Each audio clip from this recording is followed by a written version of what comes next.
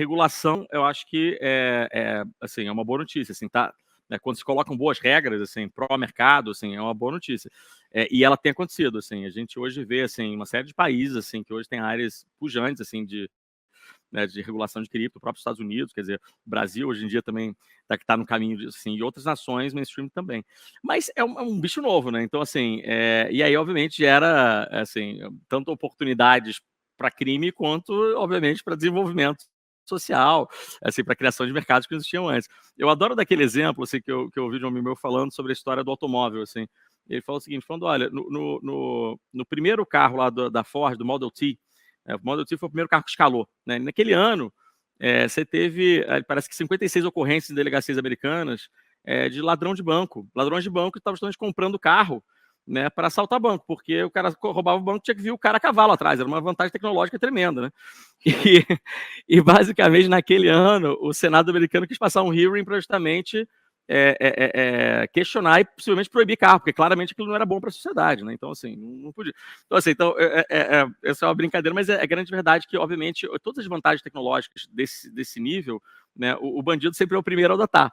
Né? Mas quando você olha hoje, assim, isso não dura muito tempo, porque justamente depois os mercados se formam. Então, hoje, quando você pega assim, isso, o aspecto de criminalidade, lógico, é a menor parte, menos de 1%. Tem um estudo que foi feito recentemente que mostra que assim, 0,52% das transações que não se conseguem verificar. Não quer dizer que todas são criminosas, mas assim, que olha, das que não são verificadas estão ali. Então, quando a gente fala de regulação, ela já caminha para não só resolver essas e outras, mas basicamente para tornar esse mercado cada vez mais atrativo, cada vez mais desenvolvimentista. Assim. Então, acho que isso a gente já está nesse caminho. Mas mas é longo, assim, é um período que não tem tudo para acontecer. Eu acho que a gente já tem regulação suficiente, né, para organizar um mercado e punir, né, quem faz mau uso do mercado, né, porque na verdade a culpa, né, dos golpes, das fraudes, nunca é da tecnologia, né, ela é de quem usa errado a tecnologia, né, no exemplo do Marcelo, ela é do bandido que compra o carro para uma finalidade distinta, né, daquele ele foi criado para existir. Então, a gente já tem algumas regulamentações, a própria proposta do Biden, né, ela até de certa maneira, né, a gente pode dizer, copia a regulação brasileira, né, então desde 2018, né, existe uma regulação da Receita Federal que obriga as exchanges, como o mercado do Bitcoin, a reportar as informações para a Receita Federal. Os Estados Unidos estão chegando lá agora. O que caminhou mais rapidamente nos Estados Unidos, e a gente discute, né, com o Banco Central e CVM, para que também chegue aqui, é que as exchanges sejam, de certa maneira, autorizadas, né, e que fundos como a Hashdex, por exemplo, possam comprar cripto e custodiar cripto no Brasil, né, sem ter que fazer uma operação que é um absurdo que a gente não possa fazer isso hoje, né? A gente tem que mandar tudo para fora, né? Assim, isso realmente é uma coisa que a gente tem que, como sociedade, ser mais Brasil nesse sentido. Assim. Como estrutura, blockchain e cripto é uma estrutura que resolve problemas, né? E aí, quantos problemas você pode resolver? Quantas tecnologias podem existir? São infinitas, né? Então, a longo prazo, eu falo que geralmente acho que as mais legais não foram nem inventadas ainda, mas dito isso, tem muita coisa legal rolando agora. Assim, podíamos falar do mundo Ethereum, né? Do mundo das plataformas, dessa programação nova, dos contratos inteligentes. Tal. Eu acho que, inegavelmente, até está no nome aqui desse nosso talk, eu acho que NFT é uma que tem capturado muito né, a imaginação do público, porque ela tem, eu acho que uma aplicação muito direta, que é o mundo da arte, que é onde está começando, e é, obviamente, até gerando histórias quase que surreais, né? Assim, já tem NFTs GIFs sendo vendidas a dezenas de milhões de dólares. Mas o que eu acho que NFT é até um conceito maior, né, que é essa ideia do non-fungible token, né? Então, não fungível, então aquela coisa que é única, né? O lado único de qualquer coisa você consegue garantir digitalmente que é. Então, a arte, inegavelmente, porque a arte é uma coisa que, se você pensar o aspecto tecnológico, parou lá no século XVI, no século XV. Assim, e quando você pensa assim, um Picasso, que foi um artista desse século passado, ele vem sendo falsificado, tendo obras falsificadas e vendidas por grandes marchands. Isso é o tipo de coisa que não acontece. Tem menos átomos na Terra do que chances de você conseguir falsificar. Isso é uma NFT que basicamente é uma cripto que representa essa arte. E aí eu acho que até desconstrói um pouco essa ideia do que é propriedade, né? Então, assim, não, eu gosto de arte porque eu quero pregar na minha parede. Não, peraí, mas se você compra um Picasso, a primeira coisa que você faz é botar num cofre. Você cria uma cópia. Então, eu acho que coloca um pouco nesse sentido. NFT, eu volto a dizer assim, arte é uma aplicação do mundo NFT. Uma NFT outro possível imobiliário. Seu apartamento é uma NFT. Não existe nenhum apartamento igual ao seu, uma casa exatamente igual à sua, naquele mesmo endereço, né? Então, todo mundo fala que blockchain vai acabar com cartório. O que acaba com cartório é NFT. Assim, então, eu acho que esse é um uso, por exemplo, que está se falando muito. Você, Reinaldo, quer falar algum outro? Tem tantos, né? Eu acho que essa é a grande construção, né, dessa tecnologia, que permitiu, né, que no mundo digital, no ambiente digital, você consiga ter um ativo que ele de fato é único. A gente tem ouvido agora muito falar de multiverso, metaverso, né, a nossa vida cada vez mais dentro do digital, e eu preciso de um ativo que seja único, tanto para transacionar como para colecionar, né? Então o NFT ele cumpre essa função do colecionável, e pode ser uma arte, pode ser uma música, pode ser um ingresso, né? A gente viu o caso do Kings of Leon, né, que fez um NFT da música dele, que você pode usar para ingressar em qualquer show do Kings of Leon e participar da primeira fila dos shows deles, né? Então é um ingresso que ele não pode ser copiado, não pode ser reproduzido. Hoje, quando a gente compra um ingresso para um show internacional, né, ou um show local, enfim, a gente imprime o ingresso em casa e torce para ninguém imprimir o mesmo ingresso e entrar antes da gente no show. Né? Se aquilo for um NFT, ele de fato ele é único no meio digital e só você detém aquele ingresso. Então, isso serve para algo tão simples, né, e casual como um show, mas certamente pode alcançar mercados como imobiliário, mercado de certificações, mercados que exigem, né, um garantidor que aquele ativo, aquele documento que você tem, ele é único. Né? Um case muito legal hoje, ainda de NFT, e estamos falando só de NFT, mas cripto é tão maior que NFT, mas ainda um case muito legal ainda de NFT que está acontecendo hoje é jogo. Gaming, assim, é sensacional, assim.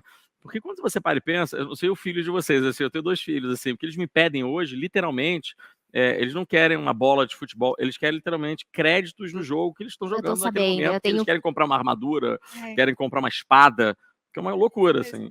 Mas quando você vai no mundo cripto, no mundo de NFT, essa espada, ela é uma NFT. E se você está usando essa espada nesse jogo, você vai mudar de jogo, você vai pegar essa espada e vai levar para o outro jogo.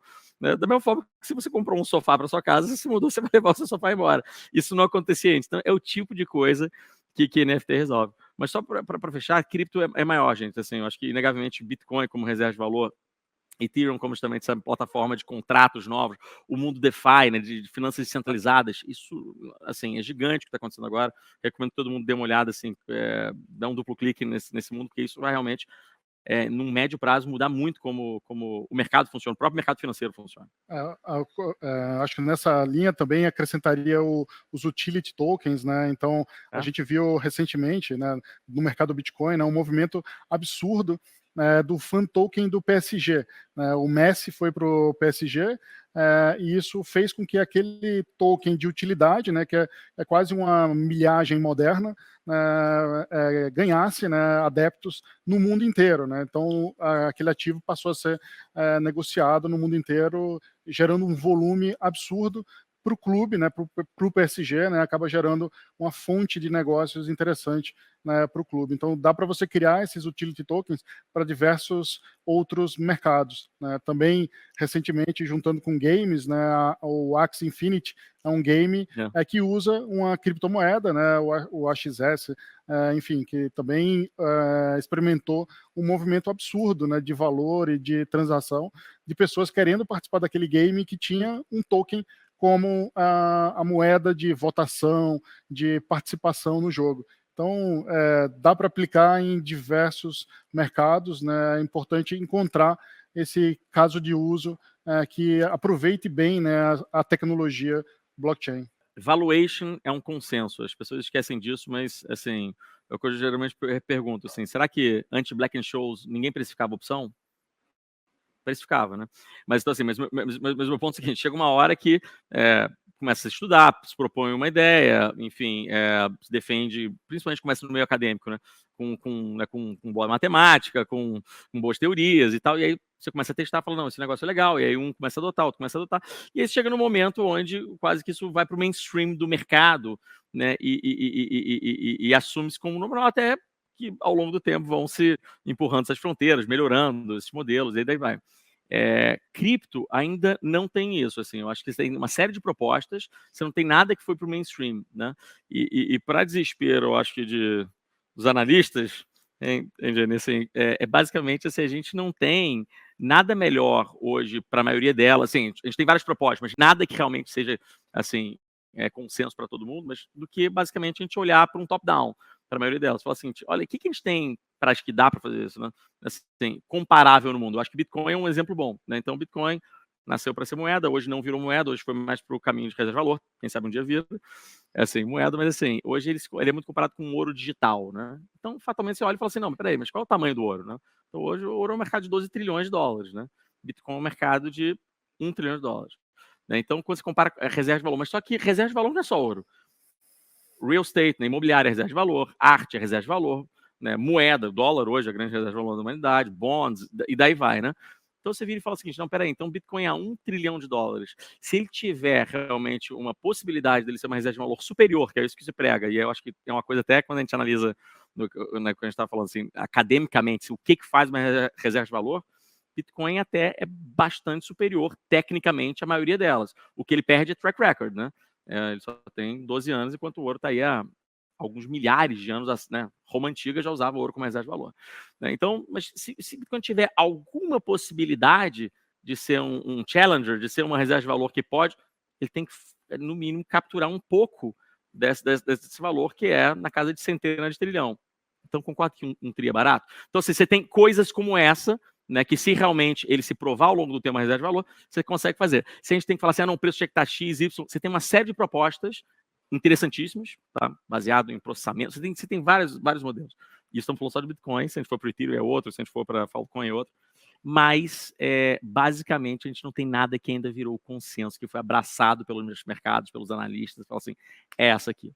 Né? Então, top-down ainda, infelizmente, ainda é melhor que a gente tem, mas o que é legal é que a gente vê que esse mundo é muito grande potencialmente para crescer, e eu acho que isso justifica você ter um investimento que seja pequeno, principalmente para quem não conhece, mas algum investimento que dá aquele retorno potencial assimétrico que a gente fala.